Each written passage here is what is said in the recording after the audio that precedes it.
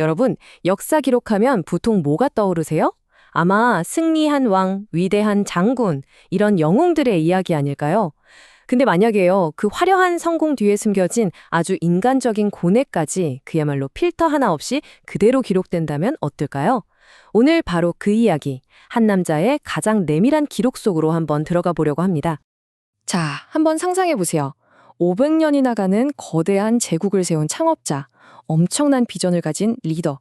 이걸 요즘 말로 바꾸면 딱 스타트업 CEO 아니겠어요?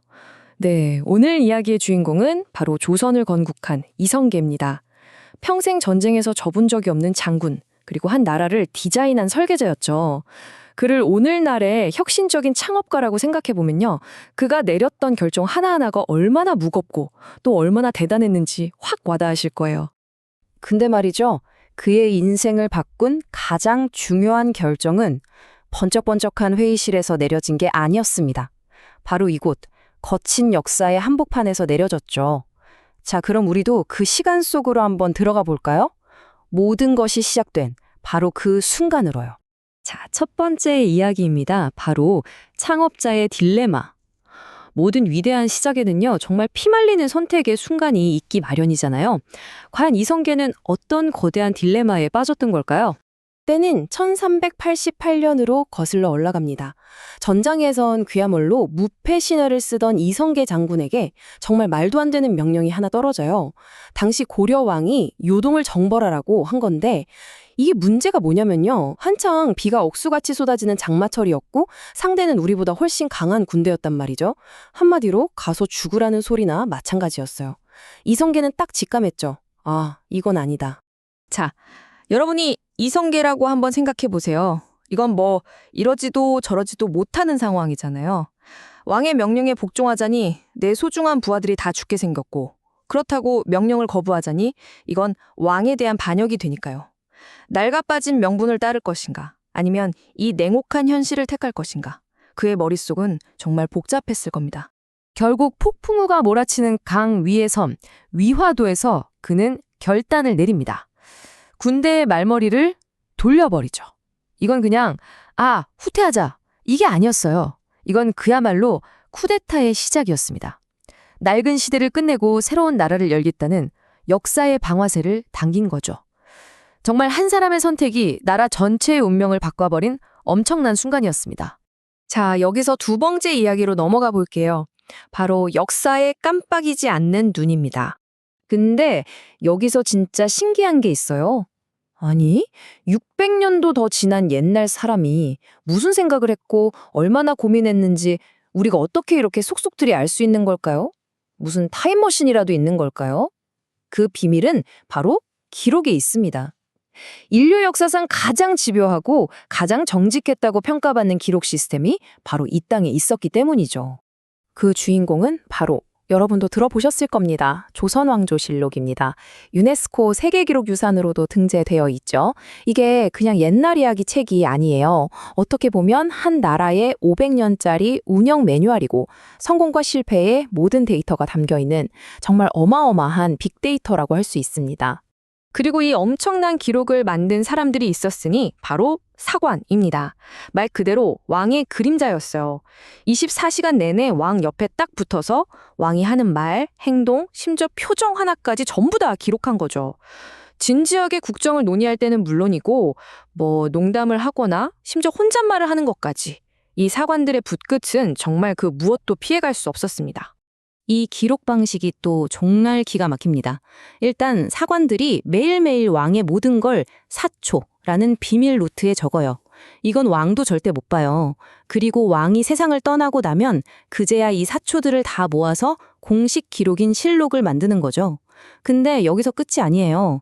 진짜 중요한 건 실록이 완성되면 원본 기록인 사초는 전부 강물에 던져서 글씨를 지워버렸다는 거예요.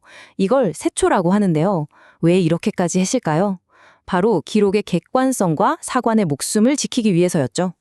아니, 그래도 왕이잖아요. 절대 권력자인데 좀 창피한 일이 생기면 어이, 사관! 이건 좀 쓰지 말게! 할 수 있지 않았을까요? 여기에 대한 아주 재밌는 그리고 유명한 이야기가 하나 있습니다. 바로 이성계의 아들이자 아주 강력한 왕권을 휘두르렀던 태종 이방원의 이야기인데요. 하루는 이 태종이 사냥을 나갔다가 그만 말에서 떨어지는 망신을 당한 거예요. 얼마나 창피했겠어요. 그래서 주변 신하들한테 조용히 말합니다. 야, 이거 절대 사관이 알게 하면 안 된다. 알았지? 자, 그럼 실록에는 어떻게 쓰여 있을까요? 놀랍게도 이렇게 적혀 있습니다. 왕께서 사냥하시다 말에서 떨어지셨다. 그리고 좌우를 돌아보시며 사관이 알게 하지 말라고 이르셨다. 와, 대단하지 않나요? 기록하지 말라는 그 말까지 그대로 기록해 버린 거예요. 이게 바로 조선 왕조실록의 클래스입니다. 그 어떤 것도 필터링하지 않겠다는 무서운 기록 정신인 거죠. 자, 세 번째 이야기로 넘어가 보죠. 하나의 왕국, 부서진 가족입니다. 바로 이 필터 없는 정직한 기록 덕분에 우리는 이성계라는 인물의 빛나는 성공 신화뿐만 아니라 어쩌면 가장 고통스러웠을 그 실패담까지도 생생하게 엿볼 수 있게 됩니다. 그는 정말 위대한 왕국을 세웠지만 아이러니하게도 자기 자신의 가족은 지켜내지 못했거든요. 모든 비극의 시작은 후계자 문제였습니다. 이성계에게는 2명의 부인이 있었어요. 첫 번째 부인의 아들들은요, 아버지를 도와서 말 그대로 피땀 흘려가며 나라를 세운 베테랑 전사들이죠. 개국 공신들이었죠. 그런데 두 번째 부인의 아들들은 아버지가 왕이 된 후에 태어난 말하자면 로열 패밀리였던 거예요. 조선의 첫 번째 공식 왕비가 낳은 아들들이라는 명분도 있었고요. 자, 여기서 태조 이성계는 어쩌면 인생 최대의 실수를 합니다. 바로 나라를 세우는데 큰 공을 세운 노련한 아들들을 제쳐두고 가장 사랑했던 두 번째 부인의 어린 막내 아들을 다음 왕, 즉 세자로 책봉한 거죠. 이 결정이 곧 닥쳐올 끔찍한 피바람의 시작이 될 줄은 아마 그때는 정말 상상도 못했을 겁니다. 네 번째 이야기입니다. 왕의 피눈물. 결국 아버지의 선택은 아들들이 서로에게 칼을 겨누는 비극으로 이어지고 맙니다. 우리가 역사 시간에 배웠던 바로 그 사건, 1차 왕자의 난이 터지고 만 거죠. 1398년 아버지의 결정에 가장 큰 불만을 품고 있었던 아들, 바로 다섯째 아들, 이방원이 피해 쿠데타를 일으킵니다. 그의 칼날은 거침이 없었어요. 먼저 조선이란 나라의 전체적인 디자인을 짰던 천재 설계자, 정도전을 단칼에 제거해버립니다. 그리고 거기서 멈추지 않고 아버지의 사랑을 독차지했던 어린 세자, 그리고 그 형까지 모두 죽여버립니다. 자, 이 소식을 들은 늙은 왕 이성계의 심정은 어땠을까요?